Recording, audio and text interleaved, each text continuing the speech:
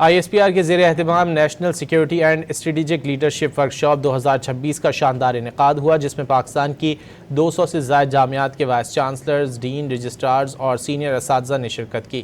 Vice chancellor الغزالی university مفتی عبدالرحیم کی workshop کے شرکاء کے ساتھ خصوصی نشست ہوئی۔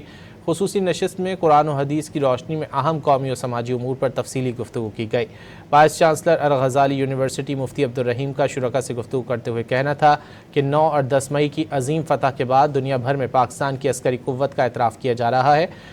فیلڈ مارشل سید عاصم منیر کی قیادت میں پاکستان نے غیر معمولی کامیابیاں حاصل کیں۔